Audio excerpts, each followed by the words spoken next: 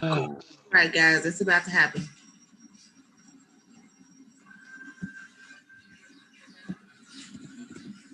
What happened? Welcome to Wise Guys. These guys know sports on this Monday, September 28th. Another day on the Wise Guys show with my co-host, Mr. Clarence Nixon. What's up, Mr. Nixon? How was your weekend, sir? My weekend was a blast, man. I just enjoyed my time with the family. Nephew had a good birthday party. It was a lot of kids there yesterday, and we just had a blast. This weekend was fun. What about you, man? It was definitely fun, man. Did you see my Green Bay Packers last night on Sunday Night Football? Aaron Rodgers making it look easy in the Big Easy. You see my man Alan Lazard, he balled out for my Packers, man. You know, he had a great day. What Lazard had 6 receptions, 146 receiving yards, 1 touchdown. Hey, didn't look like we missed Devontae Adams a bit, did it? Didn't look like we missed Devontae Adams a bit, did it? But, yeah, man, overall, my Packers capped off my weekend, bro. My weekend was actually pretty good. My Packers capped it off with a great win last night on Sunday Night Football. You know, Aaron Rodgers versus Drew Brees. I love watching it, but overall, my weekend was pretty cool, man, for the most part. But real quick, before we get into our topics today, everybody remember going to follow Wise Guys on Twitter at WiseGuys_H. Also on Facebook, Wise Guys. And be sure to follow Wise Guys on Instagram at These Guys Know Sports. Listen, sports world.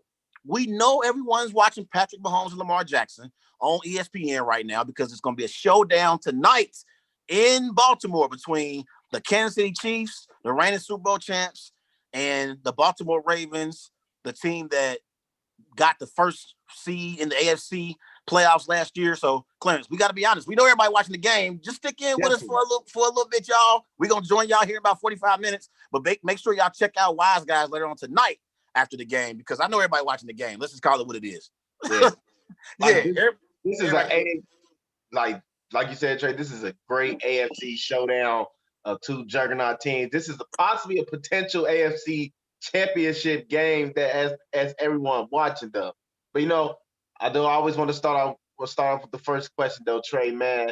As you see these two juggernaut teams going head to head against each other, Patrick Mahomes versus Lamar Jackson. But tell me, what's the current better team between these two teams?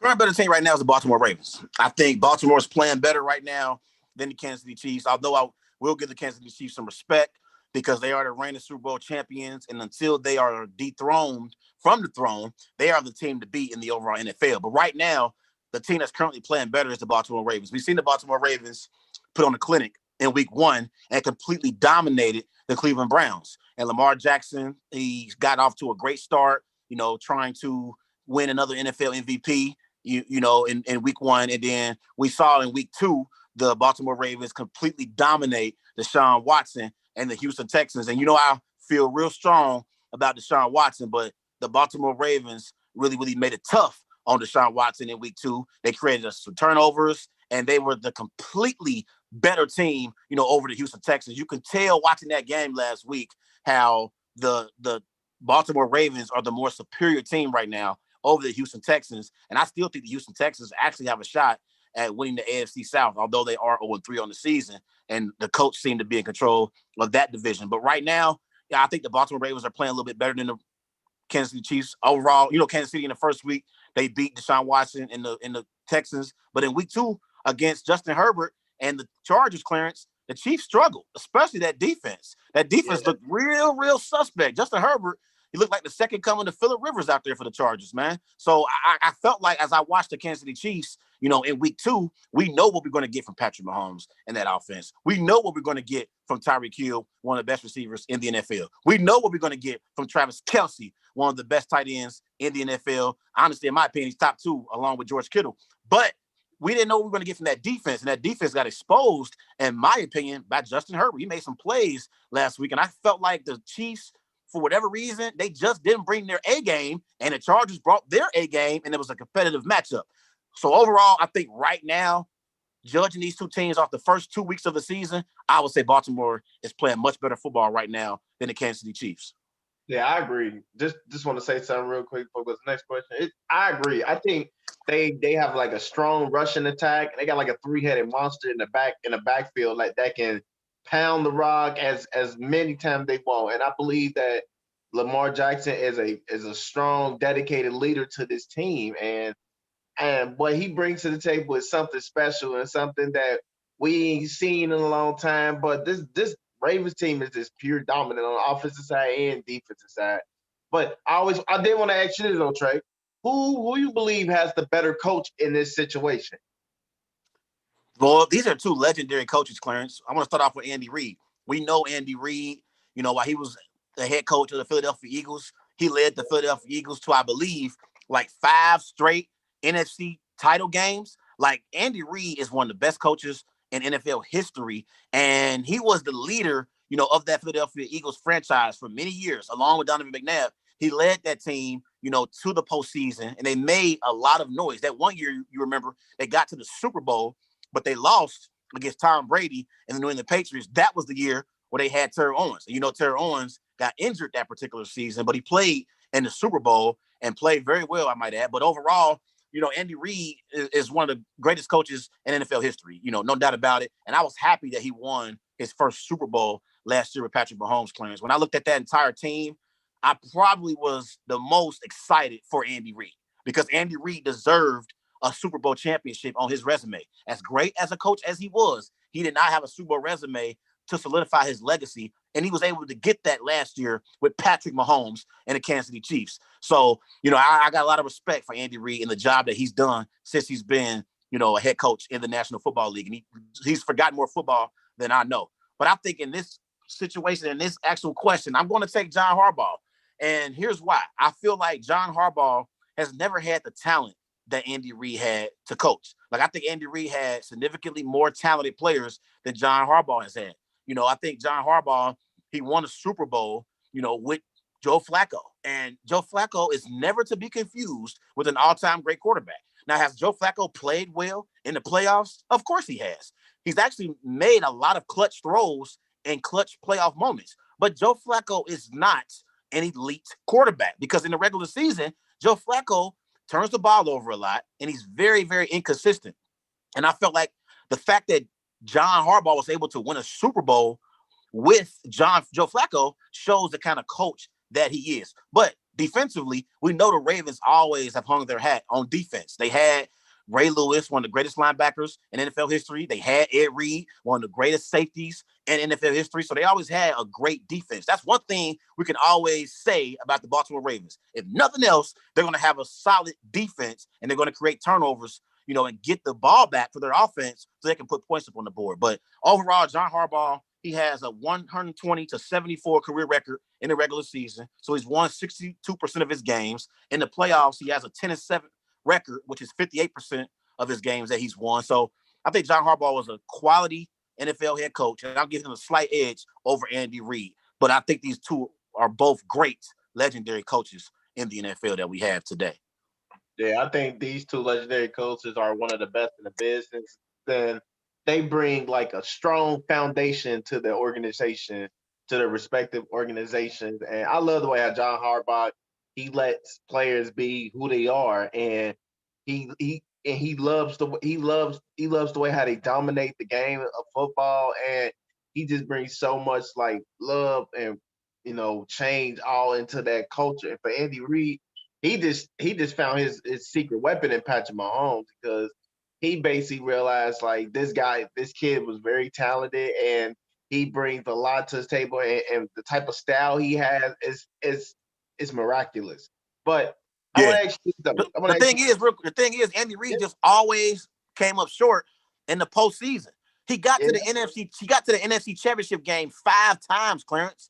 5 times. I mean, this team always was in the championship picture. They just couldn't get over that hump. And the one year they did get over that hump, Tom Brady and the Patriots, were in their way. But that's the only issue I ever had with Andy Reid. He's always come up short in the postseason. For the most part, I always felt like John Harbaugh did a good job in the playoffs. I mean, I know last year they didn't get it done, against the Titans, but he's had his moments in the playoffs when he's coached the team pretty well. But they both are two great coaches.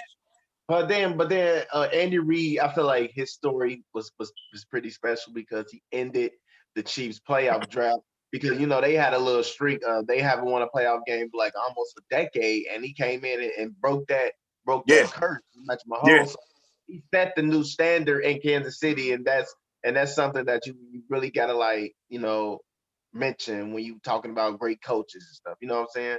Yeah. Now as we watching this game live right now, who is going to be the X factor in this game? You want to know something, Trey? I always thought this guy is like the big brother of the family. Like, I'm gonna jump in first. I'm gonna see how hot the water is. I think the X factor in this game is Mark Ingram, because he's one of those type of players that okay, I'm gonna set the tone for the defense, and once I set the tone for the defense, that's when we got to start. You like POA, point of attack. Like, we have to find a point of attack in our run system, because he is like one of the veterans on the team that have strong leadership role and that want to see the young bucks, excel through the seasons. I think when he set the tone on the run, it opens up their playbook. I think Mark Ingram is the X factor of this game. Okay, I like that pick. I'm gonna roll with Clyde Edwards, the opposite running back for the Chiefs. I think he's the X factor, because I think if the Chiefs can have some success running the football, it's gonna open up the passing lanes for Patrick Mahomes to throw the ball down the field to Tyreek Hill, to Travis Kelce, to Hartman. So I think that's the key for me. It's going to be if the Chiefs can run the football effectively with Clyde Edwards. And we saw in the first week against the Houston Texans the impact that Clyde Edwards out of LSU can have on a team. He had a big impact in that week 1 matchup, Thursday night matchup, opening night, for the Kansas City Chiefs. So if Edwards can have a huge impact on the game tonight, I think it's going to go a long way in the Kansas City Chiefs stealing a win on the road against a hot Baltimore Ravens team, in Maryland tonight. Yeah. And Mahomes is 2-0 versus Lamar Jackson. They won the first 2 meetings against Lamar Jackson. But believe it or not, Lamar Jackson is 4-0 in primetime games. And the Baltimore Ravens as a team, they're 9-5 under John Harbaugh as he's been coaching, though. So that's and that's one more thing I want to say, Clarence, before we get to our predictions for tonight on who wins. Like, I want to say this about Lamar Jackson. I know, so far in his career, he has 46 touchdowns, 9 interceptions, over 48,000 passing yards, or 4,000. I'm sorry, over 4,000 passing yards in his career. He's completed 65% of his passes. Obviously, he's a reigning NFL MVP. But I think tonight, Lamar Jackson needs this win more so than Patrick Mahomes. And I'm going to explain why.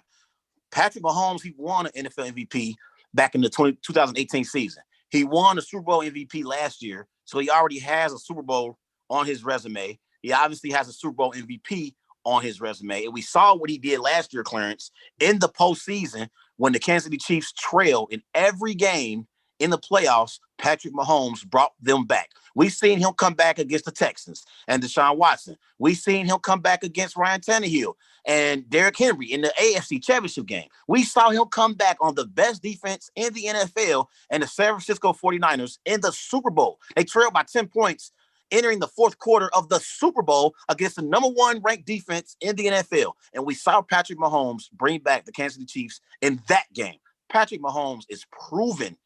Lamar Jackson is proven as well, but Lamar Jackson isn't proven against Patrick Mahomes. I think he's 0-2 in his career against Patrick Mahomes, and he's dominated everyone else. He's completely dominated the rest of the NFL, but for some reason, he hasn't beaten Patrick Mahomes just yet. And I think tonight, if it's going to be a high-scoring affair, Lamar Jackson is going to have to beat Patrick Mahomes, not only with his legs, but also with his arm. He has to be able to throw the ball down the field effectively for the Baltimore Ravens to have a chance at beating the Kansas City Chiefs tonight, because we know Patrick Mahomes and that Chiefs offense is going to put up points, Clarence. That's what we know.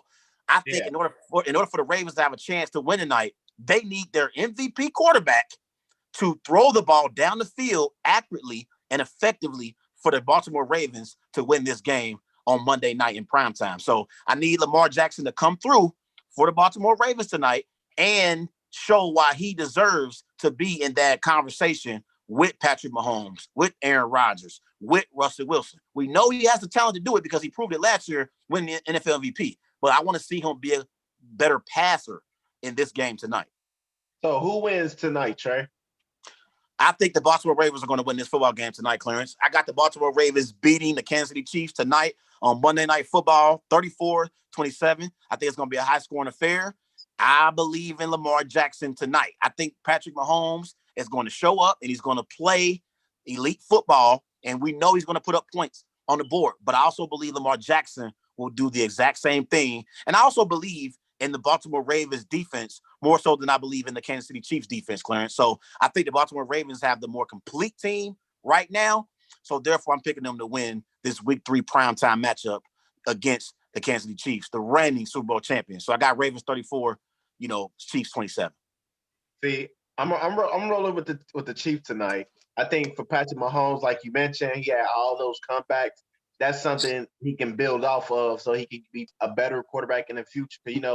Once he get mentioned up, like once he's in that room with Brady and Brees and Rodgers, for comeback plays, I think that this is the perfect game for him to show one of them comebacks if he get fall behind. But I got the Kansas City Chiefs winning this game in a big shootout, 49-42.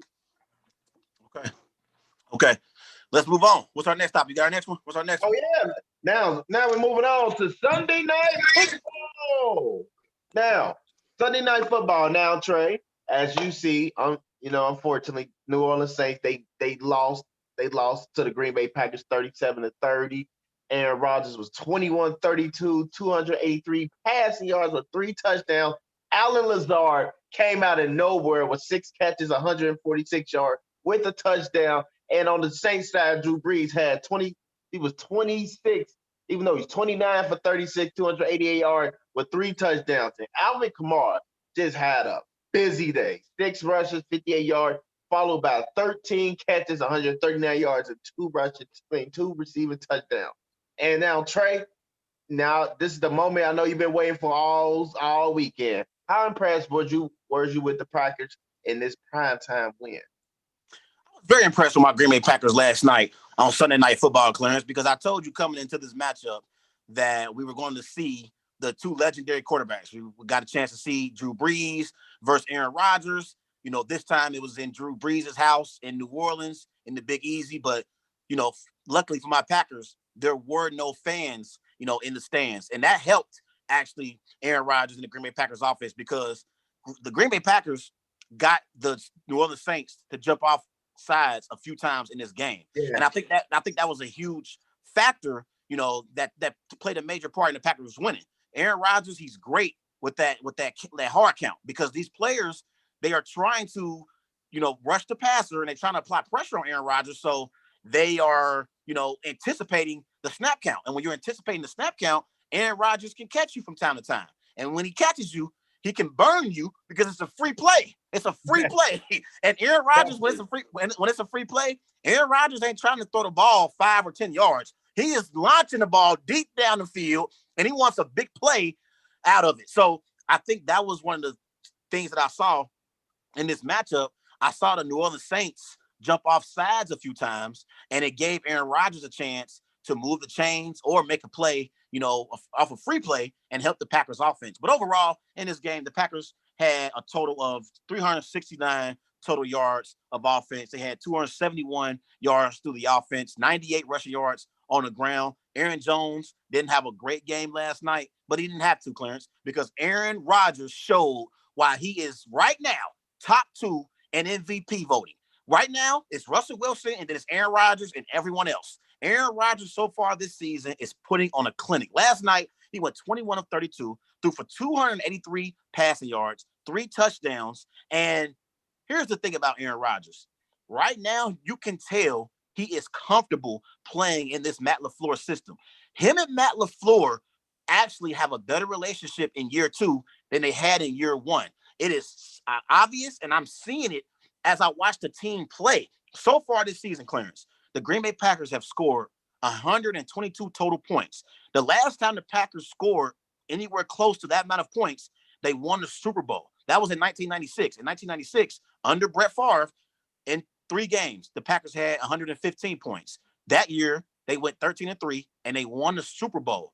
So I'm feeling pretty good about my Packers right now because things are trending in the right direction, and Aaron Rodgers and Matt LaFleur are getting along all year long. Last year, remember, we heard Aaron Rodgers and Matt LaFleur at odds. They don't get along. They're not seeing eye to eye. Guess what? Look at my Green Bay Packers now.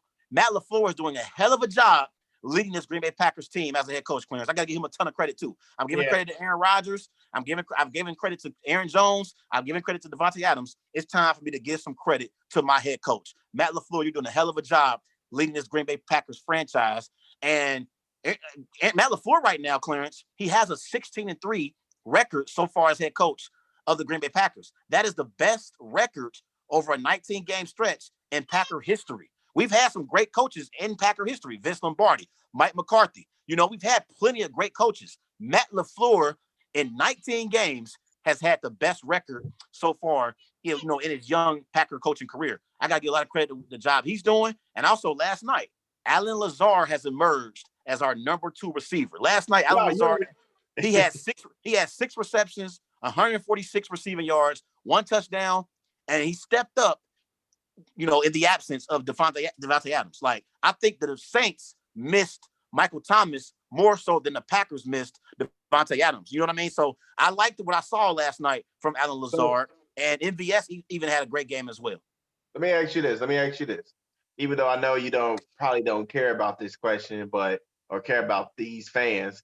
After the Saints fall 1-2, should the Saints fans be concerned about their record?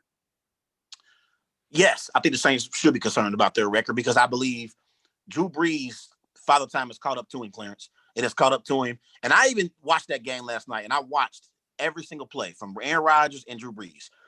If you would have switched the two quarterbacks out from each other, if you would have put Aaron Rodgers on the Saints and put Drew Brees on the Packers, I think the Saints would have won that game last night because Drew Brees, he just doesn't have that zip on the football that he used to have. Like I know he went 29 of 36. I think he completed like 81% of his passes. He had 288 passing yards, 3 touchdowns, but it just doesn't feel the same. And maybe they just missed Michael Thomas. That could be it. Maybe once Michael Thomas returns back from his high ankle sprain, maybe the Saints offense will get back into a rhythm and play elite football like we know they're accustomed to doing. So far this season, Clarence, in these 2 games without Michael Thomas, they have struggled. But I think Saints fans should be concerned because the Tampa Bay Buccaneers are in their division now, and they have Tom Brady, who is a legendary quarterback. And right now he has the Bucs at 2-1 on the season. And you remember the first week, the Saints and the Bucs played each other in New Orleans. New Orleans won that game.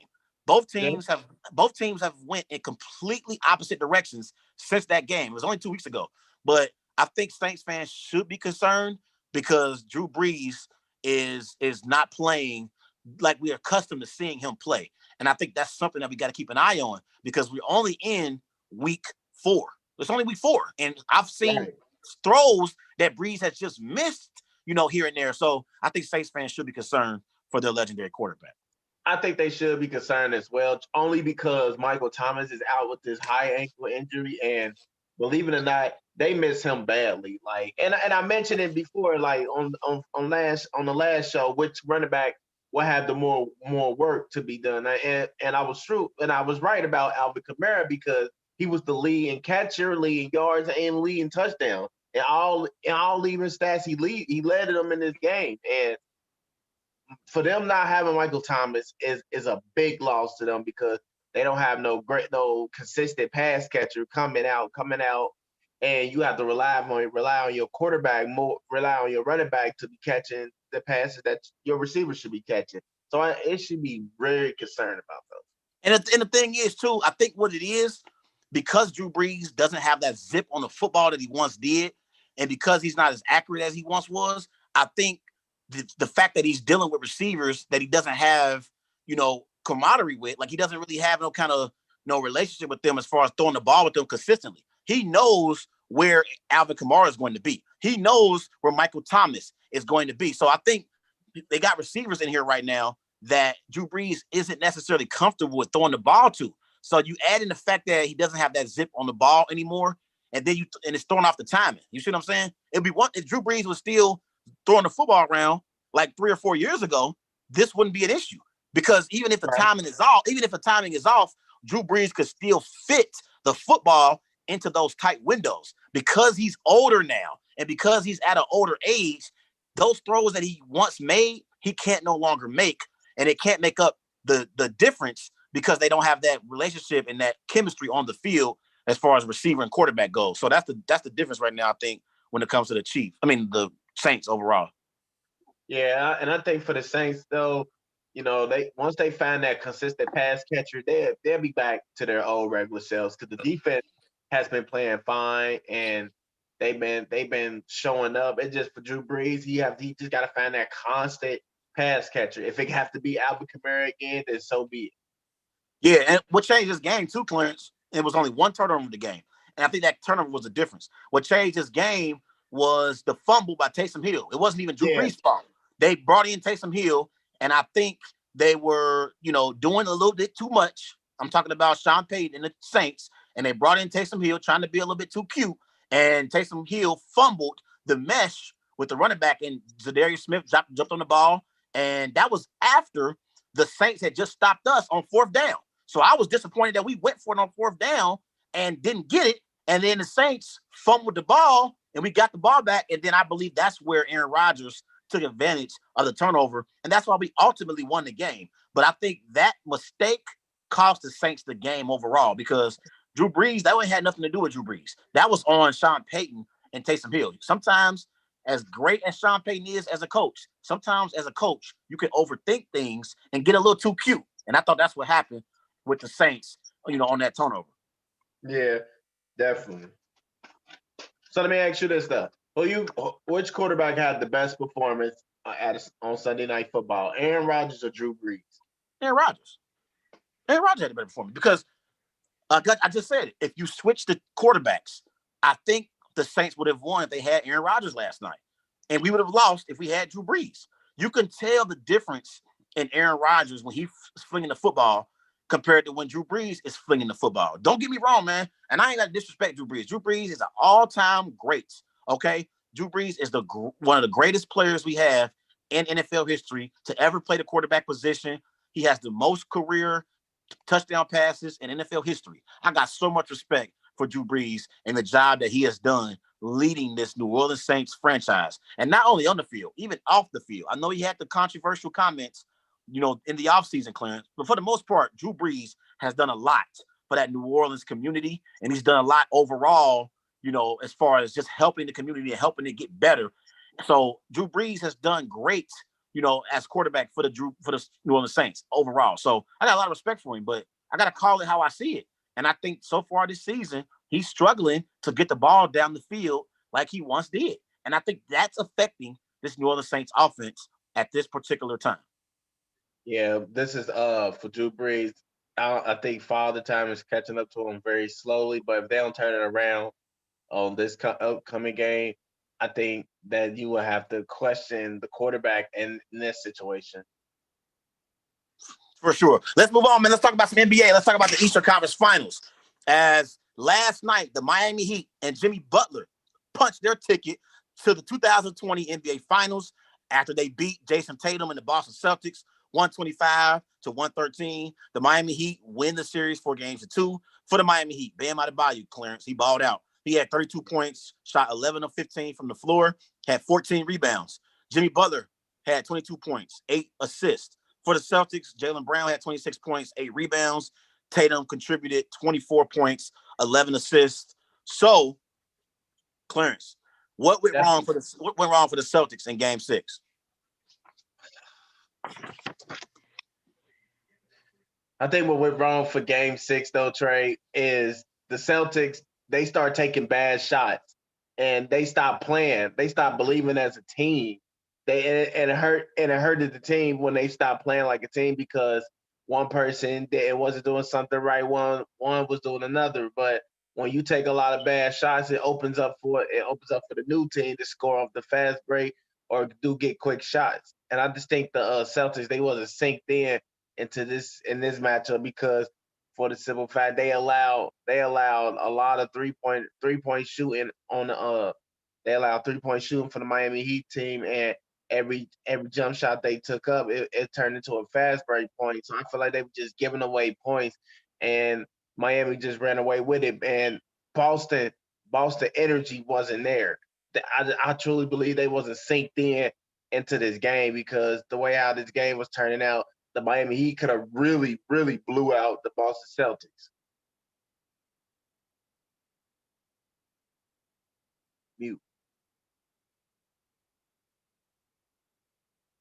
My bad. I was about to say, I disagree with you about that. I don't think the Miami Heat were going to blow out the Boston Celtics last night. It just wasn't going to happen. The Boston Celtics are too talented for that to happen. I think last night, this series, what happened last night was really a microcosm of this entire series, Clarence. I think the Boston Celtics are the more talented team, but I think the Miami Heat are the more hardworking team, and they wanted it more than the Boston Celtics. And I think you saw that even in Game 6. Last night, in the fourth quarter, the Celtics at one point went up 6 points, and it was about over 8-9 minutes left in the game. And I'm watching the game thinking because I'm switching back and forth from the Packers-Saints game to the Celtics and Heat game. And I'm thinking looks like Boston about to force a Game 7, and all the pressure is on Miami because Miami, was up 3-1 in this series. And when you're the team that's up 3-1, you are supposed to be the favorite to close that series. And so after Boston got Game 5 on Friday night, I said, okay, all the pressure was going to be on Miami Sunday night in Game 6. And so once the Boston Celtics took the lead in the early part of the fourth quarter, I said, let's see what Miami got.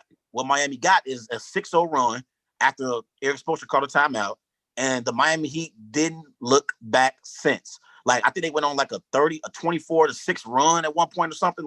They went crazy in the fourth quarter. They outscored the Boston Celtics 37-27 in the fourth quarter, and you could just tell the Boston Celtics, they could feel their season slipping away because they came down, Clarence, on 4 or 5 straight possessions, and they shot three-point shot after three-point shot. And I'm get to the rim, create opportunities for others. You don't always have to shoot jump shots.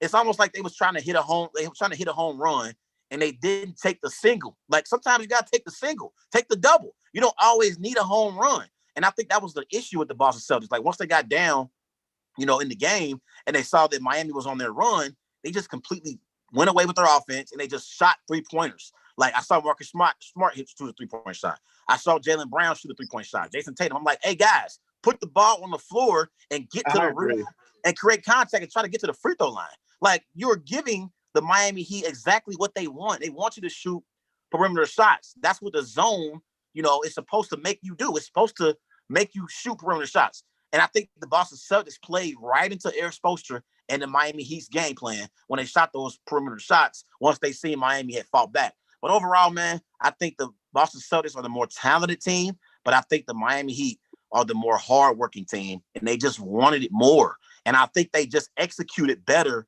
down the stretch in these games. None of these games really been blowouts. They all been close games.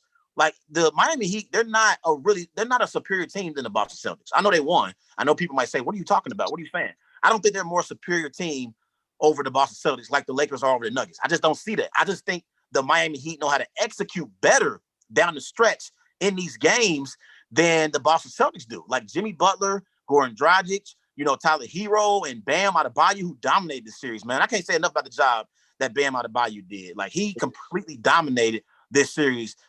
He dominated his matchup with him and Daniel Tice. And honestly, Bam Adebayo, he looked like the second coming of Hakeem Olajuwon. Seriously, he was really balling in this series, man.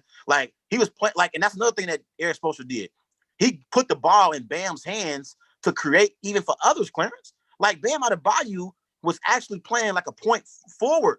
He was actually creating for others. It wasn't Jimmy Butler. It wasn't Tyler Hero. It was Bam Adebayo. So Eric Spoelstra, I believe he outcoached Brad Stevens in this series, and he made the necessary adjustments in this series by implementing that zone. And I think that was the overall reason why the Boston Celtics came up short in this series. They never really had answers for the zone, and they settled for a lot of perimeter shots.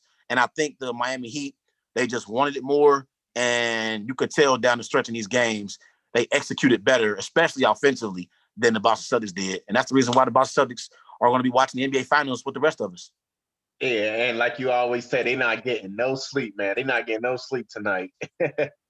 So I want to ask you this though. I want to ask you this. The Miami Heat, they having a Cinderella season as well. They knocked off the number 1 seed, the Milwaukee Bucks. They swept the Indiana Pacers, and they beat the Boston Celtics in 6 games.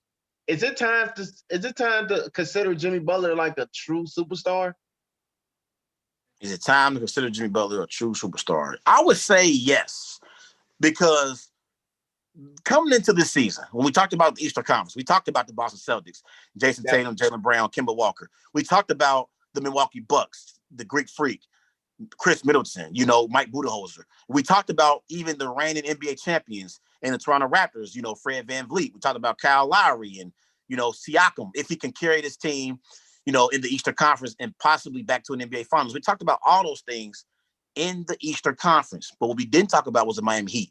And them bringing in Jimmy Butler, adding him to their franchise, I believe it was the difference, Clarence, in the Miami Heat getting to the NBA Finals, because we saw Jimmy Butler leave the Chicago Bulls.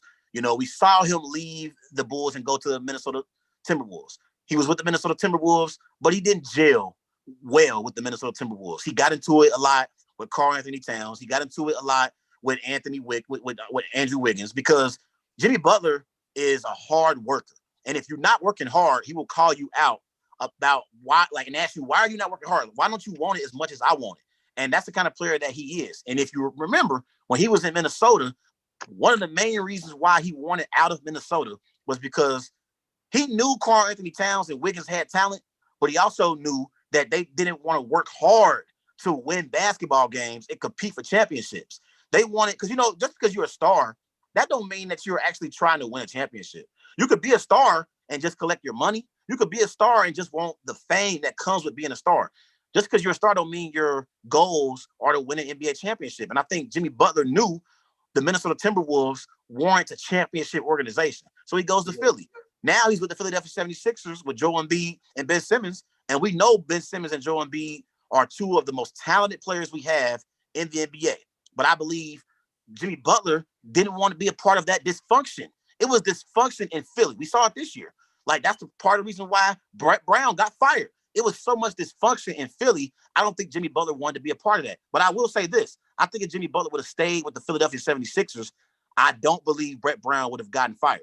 I think Brett Brown would have had his job to this day. And it's a possibility, just a possibility, that the Philadelphia 76ers could have been in the NBA Finals this year instead of it being the Miami Heat. So then he goes to South Beach and he's with the Miami Heat. And we know that this is a championship organization. And it was a match made in heaven, Clarence, because I think this was the perfect marriage, Jimmy Butler and the Miami Heat, because this is a hard-nosed organization with championship pedigree.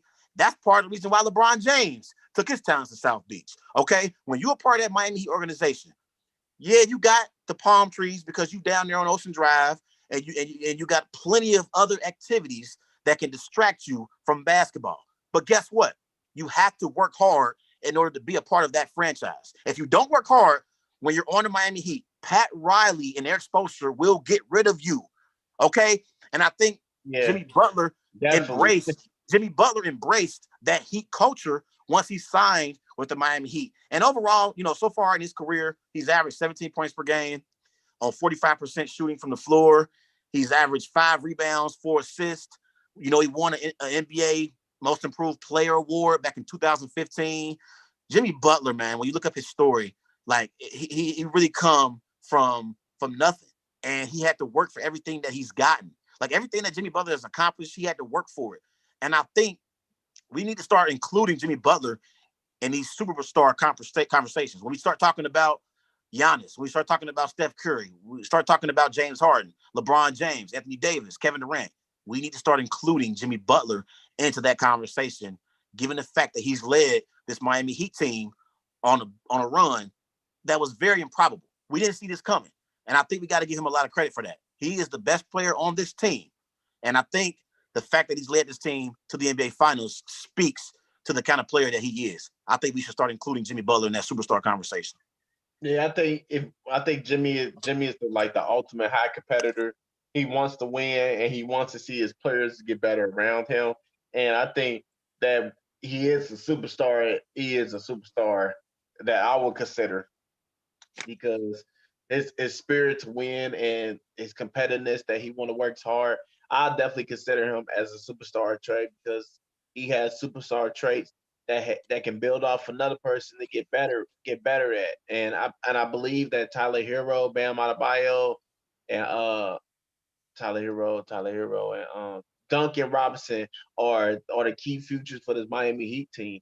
I think that's a core right there that you can build off and try to and compete for championships in the like future years. That's like definitely. But yeah, and go ahead, my bad. Go ahead. Oh, nah, I was going. Nah, it's okay. I was gonna say, I don't even think Jimmy Butler is a pure superstar based off talent. He's a superstar based off being a hard worker. Like, you got to know the difference. Like, Jimmy Butler is not as talented as Kevin Durant. Jimmy Butler is not as talented as James Harden. You know how James Harden can score the ball at will. Like, Kevin Durant can score the ball at will. That's not Jimmy Butler.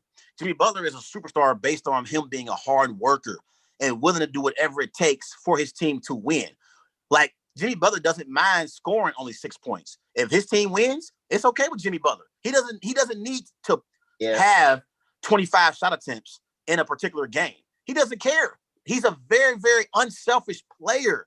Like, he's done a great job at, being able to know which teammate has it going. I think it was like game 4. In game 4, Tyler Hero, if you remember, he dropped 37 in game 4. Yeah, I remember that. Jimmy Butler wasn't trying to take any of those touches away from Tyler Hero. He was letting Tyler Hero hit his shots because Tyler Hero was hot. And that's what they needed to win that game. Jimmy Butler, man, is a superstar because he's a hard worker and he sacrifices, his statistical numbers for the team's success. As long as the team's winning, he is okay. Like I said, I think we need to include him in that superstar conversation, not because of talent, but just because of how hard of a worker he is. Every team that he goes to gets better. When he went to the Philadelphia 76ers, they got better, and they got within one game of the Eastern Conference Finals. If it wasn't for Kawhi Leonard's game-winning shot last year, Clarence, it could have been the Sixers in the Eastern Conference Finals last year against Giannis and the Bucks. Yeah, definitely. So if Jimmy Butler was still on that team with the Sixers, I don't think Brett Brown would have gotten fired. Do you agree or disagree with that? I don't think he would have got fired either, though, but he was one of the main reasons why Jimmy Butler actually left Philadelphia. I think if they would have worked it out, made it like you said, made it to the conference finals, I think Brett Brown's job wouldn't have been hot like than it was this season. Yeah, that's fair. That's fair. I think if they would have had Jimmy Butler, I think they could have won the Eastern Conference this year. I really could see it happening.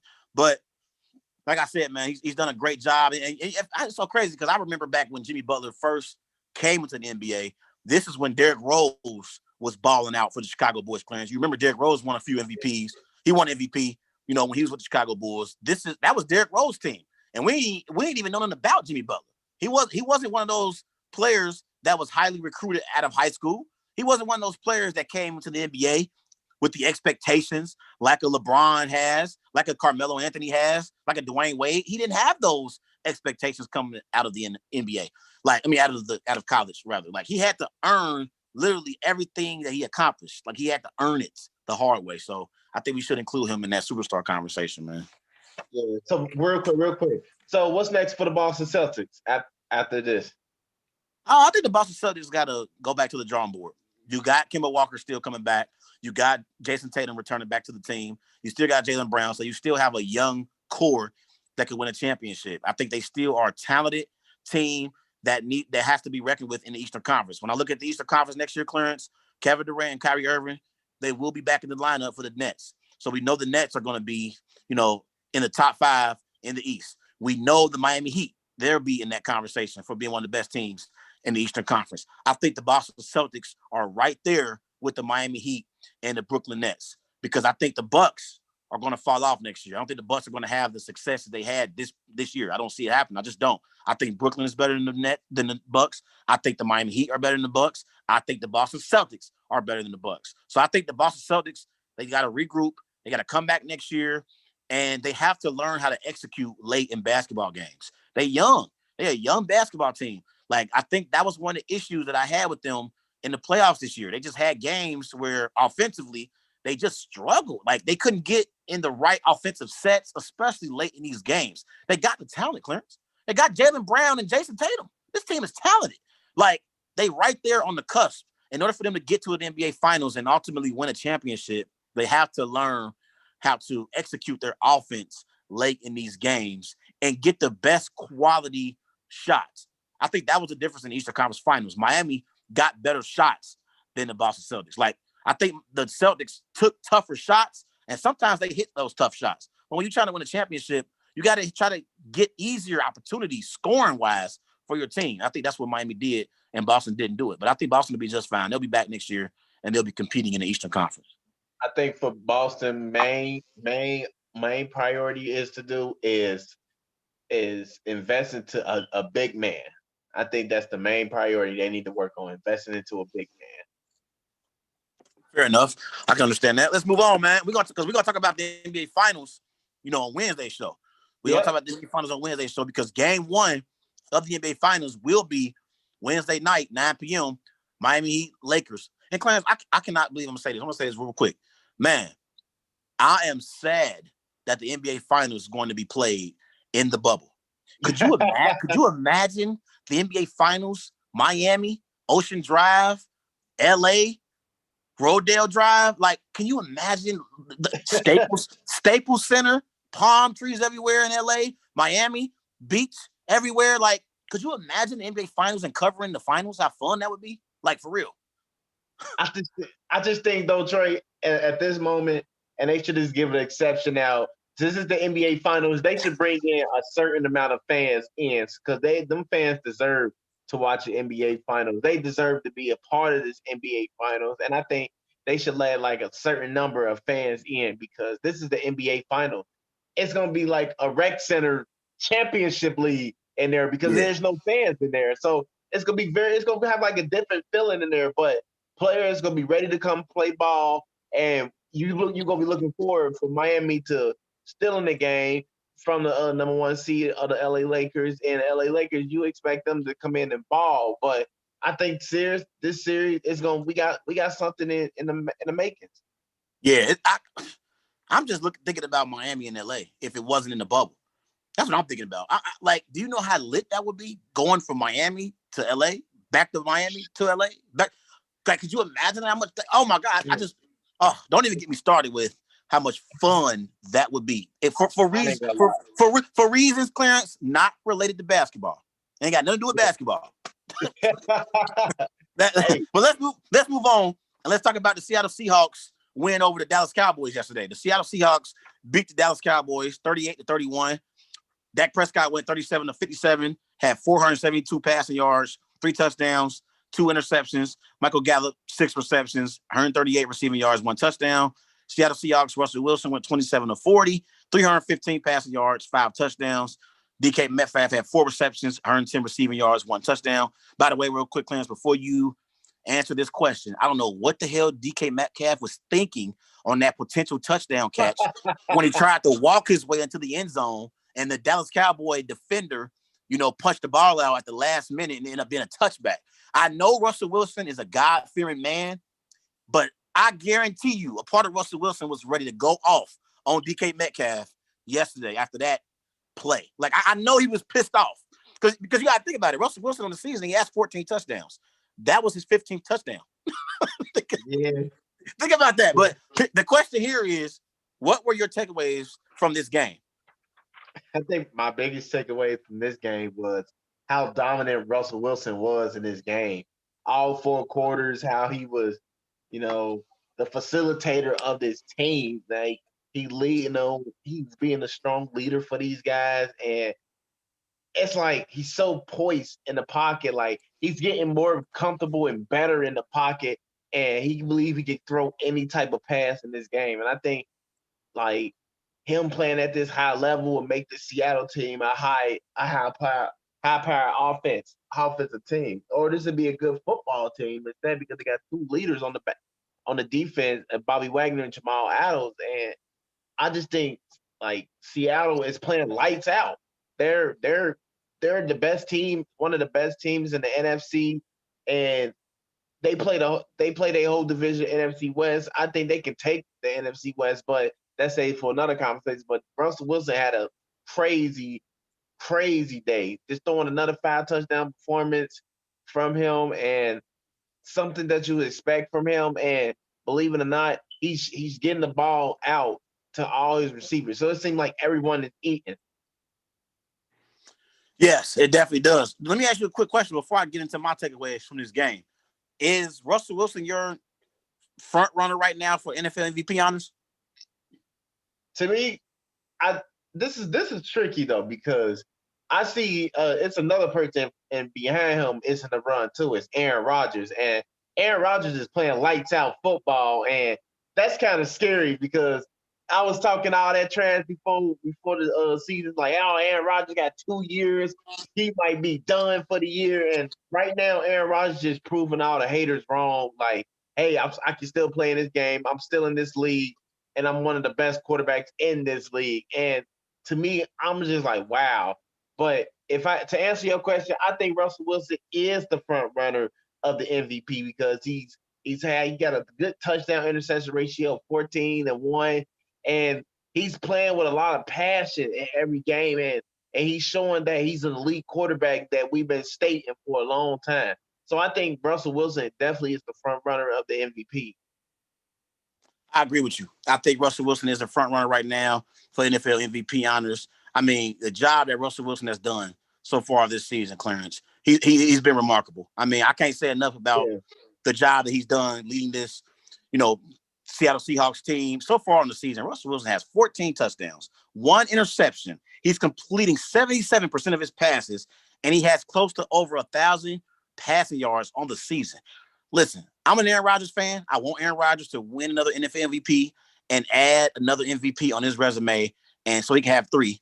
But right now, I can't say nothing about what Russell Wilson's doing. I can't go against Russell right now. If I'm not being biased, I'm gonna say Aaron Rodgers. But if I'm being realistic, I'm going to say Russell Wilson. And when I watch Russell Wilson play, Clarence, I actually watch the game and I've become a fan of him. Like, I'll be honest, I'm a Packers fan, I'm a dire Packers fan, and obviously I'm an Aaron Rodgers fan. But like, I am a Russell Wilson fan. I love watching Russell Wilson play. And you can tell Russell Wilson takes the game serious, but he also lets guys be themselves. Like, he doesn't try to change up your personality if you come to the Seattle Seahawks. He just lets you be you. If you notice, all those years with Beast Mode and Marshawn Lynch, he let Marshawn Lynch be him. He never tried to change Marshawn Lynch. He is the leader of the team. He's the quarterback. He always let players be themselves. And that's one thing I like about Russell Wilson, man. Like, I can't say enough about the job that he's done playing the quarterback position at an all-time high level. He is putting up historic numbers right now. But one of my biggest takeaways from the game, besides Russell Wilson being so great, was the Dallas Cowboys secondary is terrible. They're terrible, man. Like, some of these guys on their secondary, Xavier Woods, Trayvon Diggs, Jordan Lewis. I mean, Russell Wilson was picking on some of these Cowboys, cornerbacks. He was picking on them. Like, they literally got exposed. If I'm Jerry Jones and Stephen Jones right now, I'm getting on the phone and I'm calling Earl Thomas right now. Earl Thomas, get to Dallas. We're going to sign you to a contract. We can talk about all the details when you get here. Just get here, because the Cowboys secondary is terrible, Clarence. They are terrible. They had Russell Wilson out there yesterday. Like, he was balling. Like he honestly, it seemed like he was out there playing by himself. Like, it looked like it was like a 7-on-7 drill. Like, they couldn't stop Russell Wilson yesterday. Like, that Dallas Cowboys, they have a great offense. Okay, we know their offense is great. Yesterday, they had 522 total yards, and they had 471 passing yards. We know offensively they have great talent. Like, they got Ezekiel Elliott, one of the best running backs in the NFL. They got Amari Cooper, one of the best receivers in the league. They just drafted CeeDee Lamb, who has a promising future in the NFL. And Michael Gallup yesterday, he had a great game for the Dallas Cowboys. He had over 100 receiving yards, 1 touchdown. They got talent on the offensive side of the ball. Their issue is defense. They can't get stops. Last week, Matty Ice and the Falcons put up 39 points on their defense. So they just have an issue with getting stops, and it's starting to become a reoccurring theme.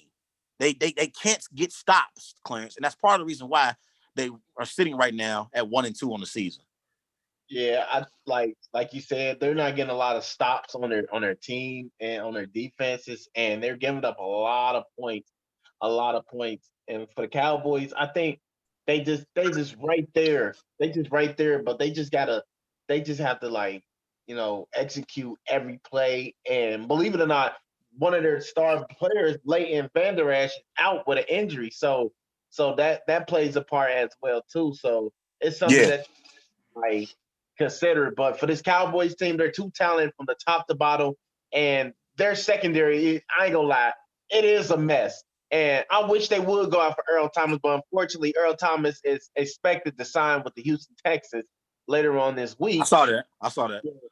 So it's like for the Cowboys, it's the best of luck with them because they're talented from the D line, from the linebackers, and for the secondary. It's just they need more time to mesh around with. You know what I mean? And one of the things we talked about coming into this game, can Dak Prescott keep pace with Russell Wilson? He wasn't able to do it, Clarence. I know he had 472 passing yards and 3 touchdowns, but he had 2 interceptions.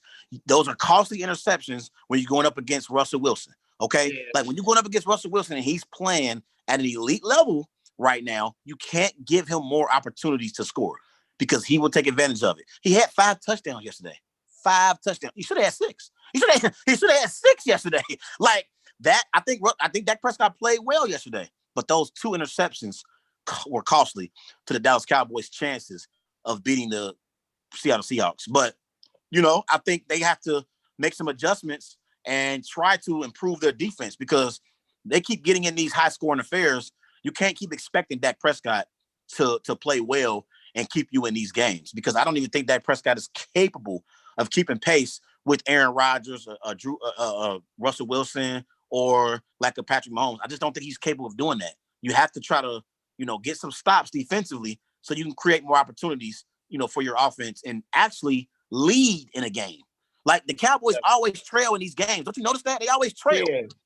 They always trailing. Yeah, like they got to try to get some leads in these games, man. But guess what? They in the NFC East. And yesterday, the Philadelphia Eagles, they tied. They had the nerve yesterday. They had the nerve yesterday to tie with your Cincinnati Bengals. And I was talking to my cousin earlier. He was like, man, the Bengals trash. The Bengals trash. I said, this tie is worse for the Eagles than it is for the Bengals. The Bengals don't have the expectations that the Eagles have. The Bengals have Joe Burrow. He's a rookie quarterback. He isn't proven like Carson Wentz is proven. Carson Wentz needed to win that game yesterday, and they couldn't even do it, Clarence. I say all that to say the Dallas Cowboys, although they are only 1-2 on the season and they're not really playing well on the defensive side of the ball because they're in the NFC East, they'll be just fine. All they got to do is win 7 or 8 games, and they're going to be in the playoffs because the NFC East is atrocious. It's a terrible division, bro. It's the worst division in pro football. It's the worst division in pro football. The worst. 2-9-1. That's the record for the NFC East right there. 2-9-1 already. 2-9-1, man. Listen. Wednesday's show, we're going to break down the NBA Finals and give you our predictions. We also will talk about Dan Quinn and that collapse that took place yesterday in the A, because I ain't gonna let Dan Quinn off the hook. Okay. Yeah. We had another double-digit lead in the second half, Atlanta Falcons, and somehow, some way, Nick Foles got inserted into the starting lineup, and the Chicago Bears stole, literally, Clarence, they stole a game in Atlanta and improved to 3-0 in the season. I was pissed because I'm a Packers fan. So I want the Bears to lose games. And the Falcons completely choked again. So let me give you a quick update. The Baltimore Ravens, they just had a 93-yard kick return against the Kansas City Chiefs. They leading 7-0. Baltimore's my pick to win tonight. Everybody, remember to follow Wise Guys on Twitter at WiseGuys_H. Also on Facebook, Wise Guys. Make sure to follow Wise Guys on Instagram with These Guys Know Sports. Remember, Clarence rolling with the Kansas City Chiefs tonight. I got the Baltimore Ravens.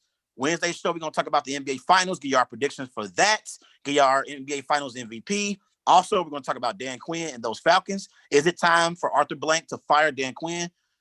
All that and much more. And we're also going to give out our Wise Guys game balls for game 2. We were going to talk about our game balls tonight, but we're watching the Ravens and the Chiefs on Monday Night Football.